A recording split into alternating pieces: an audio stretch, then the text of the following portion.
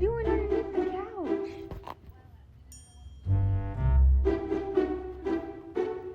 How did you feed it?